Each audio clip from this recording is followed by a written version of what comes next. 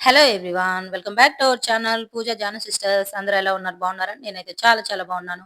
ఈ రోజు ఈ వీడియోలో క్యారెట్ హల్వాని పాలతో పని లేకుండా చాలా ఈజీగా అయితే చేసేసుకోవచ్చు. చాలా టేస్టీగా ఉంటుంది. స్కిప్ చేయకుండా లాస్ట్ వరకు అయితే చూడండి. ముందైతే క్యారెట్ ని ఇలా సన్నగా అయితే తురిమి పెట్టుకున్నాను. నేను ఒక హాఫ్ కిలో క్యారెట్స్ అయితే తీసుకున్నాను. సన్నగా తురిమి పెట్టేసుకున్నాను. స్టవ్ మీద కడాయి పెట్టేసి హీట్ చేసేసి ప్యాన్ ని ఒక 2 టేబుల్ స్పూన్ నెయ్యి అయితే వేసేసుకున్నాను. సన్నగా తురిమి పెట్టేసుకోండి క్యారెట్ ని ముందే. ఒక హాఫ్ కిలో క్యారెట్స్ అయితే తీసుకున్నాను నేను. మీ క్వాంటిటీ తగ్గట్టు మీకు ఎంత కావాలంటే అంత తీసుకోండి. సన్నగా తురిమి పెట్టేసుకొని పక్కన పెట్టేసుకోండి ముందే. ఒక 2 టేబుల్ స్పూన్లు నెయ్యి వేసాను కదా, హీట్ అయిన తర్వాత తురిమి పెట్టుకున్న క్యారెట్ ని మొత్తం దీంట్లో అయితే వేసేసాను.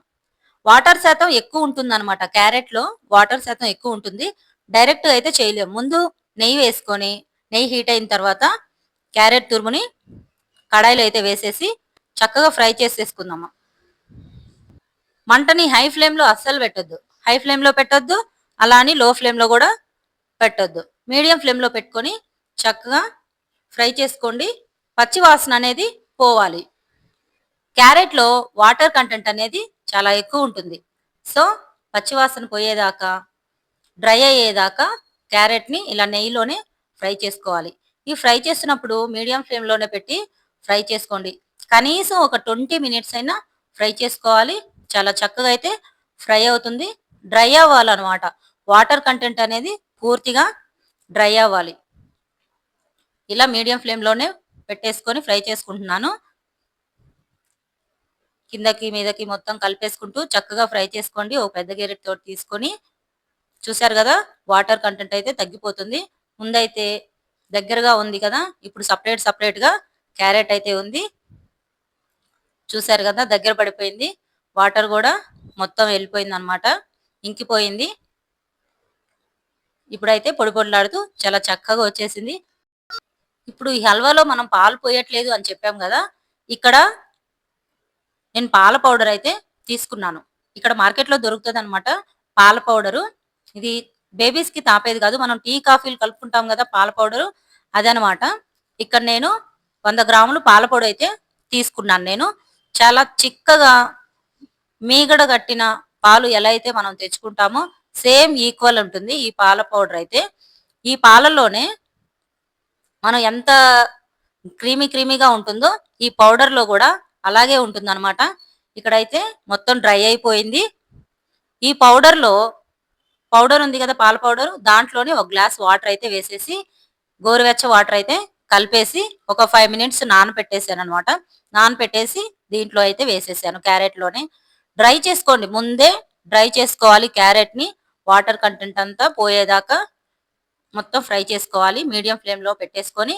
ఇప్పుడు ఆ పౌడర్ లో కలిపేసాం కదా, కొంచెం గోరువెచ్చ వాటర్ అయితే కలిపేసుకున్నాను నేను. ఇప్పుడు దీంట్లోనే వేసేసాను క్యారెట్ లోనే. ఇప్పుడైతే ఇది మొత్తము బాయిల్ అవుతుంది. క్యారెట్ బాయిల్ అవ్వాలన్నమాట. ముందు డ్రై అయ్యేదాకా ఫ్రై చేసుకొని తర్వాత ఇలా పౌడర్ తీసుకొని డ్రై అయిన తర్వాత వాటర్ కలిపేసుకొని కొంచెం గోరువెచ్చ వాటర్ దీంట్లో అయితే వేసేసుకోవాలి. మొత్తం బాయిల్ చేసుకోవాలి. క్యారెట్ అంతా ఉడికిపోవాలన్నమాట. మొత్తం చక్కగా అక్కడక్కడ కలిపెట్టేసుకుంటూ దగ్గర పడేదాకా కలిపెట్టుకుంటూ క్యారెట్ అయితే బాయిల్ చేయాలి. ఇక్కడైతే బాయిల్ అయిపోతుంది. ఇది కూడా ఒక 10 మినిట్స్ అయితే పడుతుంది మొత్తం దగ్గరకు రావడానికి. చక్కగా బాయిల్ అవుతుంది కూడా. చూసారు కదా, ఇప్పుడు కొంచెం అయితే తగ్గిపోయింది. వాటర్ మొత్తం ఇంకిపోతున్నాయి. పాలులాగా మనం పౌడర్ వేసుకొని పెట్టుకున్నాం కదా, మొత్తం ఇంకిపోతున్నాయి. మొత్తం దగ్గరకు అయితే వచ్చేసింది. ఇప్పుడైతే మొత్తం ఇంకిపోయినాయి కదా, క్యారెట్ కూడా చక్కగా ఉడికిపోయింది క్యారెట్ కూడా. ఇప్పుడు ఉడికిపోయిన తర్వాత దీంట్లోనే దగ్గరకు వచ్చేసింది కదా, ఇక్కడ 1/3 కప్పు నేను షుగర్ అయితే తీసుకుంటున్నాను. పర్ఫెక్ట్ కొలత అనమాట. ఫుల్ బౌల్ అయితే తీసుకోవట్లేదు. మీకు స్వీట్ ఎక్కువగా తినాలి అనుకుంటే ఫుల్ బౌల్ అయితే తీసుకోండి. 1/4 కప్ లో 1/3 కప్ అయితే నేను షుగర్ యాడ్ చేసుకుంటున్నాను. మీకు స్వీట్ ఎక్కువగా కావాలి అంటే ఫుల్ కప్ అయితే యాడ్ చేసేసుకోండి. మీడియం ఫ్లేమ్ లోనే లైట్ షుగర్ వేసుకొని చేసుకుంటే కరెక్ట్ గా ఉంటుంది. షుగర్ ఎక్కువ స్వీట్ కావాలి అంటే 1 బౌల్ అయితే వేసేసుకోండి. ఇప్పుడైతే దీంట్లోనే వేసేసుకున్నాను కదా నేను. చక్కగా ఇది కూడా కరిగిపోతుంది. కరిగిపోయిన తర్వాత వాటర్ చూడండి, కరిగిన తర్వాత వాటర్ కూడా కరిగిపోయింది. వాటర్ వాటర్ గా వచ్చేసాయి కదా, ఇది కూడా దీంట్లోనే బాయిల్ చేసేసుకోవాలి. షుగర్ కూడా కరిగించేసేసుకొని ఇది కూడా దగ్గర పడేదాకా బాయిల్ చేసుకుంటూ ఉండాలి. ఇది కూడా ఒక 15 మినిట్స్ అయితే టైం పడుతుంది. మీడియం ఫ్లేమ్ లోనే పెట్టేసుకోండి. చాలా టేస్టీగా ఉంటుంది ఈ రెసిపీ అనేది. మనం కొంచెం టైం తీసుకుంటే మాత్రం ఒక హాఫ్ అన్ అవర్ లోనే ఈ రెసిపీని మనం ప్రిపేర్ చేసేసుకోవచ్చు. చూడండి ఇది కూడా దగ్గర పడిపోయింది. వాటర్ అంతా ఇంకిపోయినాయి కదా, షుగర్ వాటర్. ఇది మొత్తం దగ్గర పడిపోయిన తర్వాత ఇలా గ్రేవీ టైప్ అయితే వచ్చేస్తుంది. మీకు పూర్తిగా బాయిల్ చేసుకొని పొడి పొడిలాడుతూ ఉండాలి అనుకుంటే మొత్తం ఇంకిపోయేదాకా కలిపెట్టేసుకుంటూ ఉండండి. కొంచెం గ్రేవీగా టేస్టీగా తినాలి అనుకుంటే మాత్రం కొంచెం లిక్విడ్ టైప్‌గా ఉంచేసుకోండి. నేనైతే పొడి పొడిలాడుతూ ఉంచలేదనమాట. కొంచెం గ్రేవీగా ఉండాలి తినేటప్పుడు టేస్టీగా ఉంటుంది అని నేను ఇలాగైతే ఉంచేశాను. చూసారు గదా! ఇంకా ఉడికిపోతుంది. దగ్గర పడుతుంది. లైట్ గ్రేవీ లాగా ఉండాలని ఉంచాననమాట. మొత్తం వాటర్ అయితే ఇంకిపోయింది. దీంట్లోనే ఫైనల్‌గా కొంచెం నెయ్యి అయితే వేశాను. నెయ్యి గూడా వేసుకుంటే చాలా ఫ్లేవర్ ఉంటుంది. మంచి స్మెల్ గూడా వస్తుందనమాట. నెయ్యి గూడా కొంచెం గోరువెచ్చగా కాగబెట్టేసుకొని దీంట్లో అయితే వేశాను. ఒకసారి ఒక 5 మినిట్స్ అయితే కలిపెట్టేసుకొని బాయిల్ చేసుకుంటున్నాను. ఇప్పుడు దీంట్లోనే యాలకులు ఒక 4, 5 అయితే తీసుకొని కచ్చా పచ్చాగా దంచుకొని దీంట్లో అయితే వేసుకుంటున్నాను. కచ్చా పచ్చాగా వేసుకోండి. లేదు యాలకుల పౌడరు ఒక హాఫ్ టేబుల్ స్పూన్ అయినా వేసుకున్న టేస్ట్ బాగుంటుంది. నేనైతే అప్పటికప్పుడు యాలకుల్ని కచ్చా పచ్చాగా దంచేసుకొని దీంట్లో అయితే వేసేసుకుంటున్నాను. చాలా టేస్టీగా కూడా ఉంటుంది. పౌడర్ కావాలన్నా పౌడర్ కూడా వేసేసుకోవచ్చు. షుగర్ తినని వాళ్ళైనా సరే దీంట్లో బెల్లం అయినా యూజ్ చేసుకోవచ్చు. షుగర్ తినే వాళ్ళైతే షుగర్ వేసుకోండి. లేకపోతే బెల్లం అయినా వేసేసుకోవచ్చు. చాలా టేస్ట్‌గా ఉంటుంది.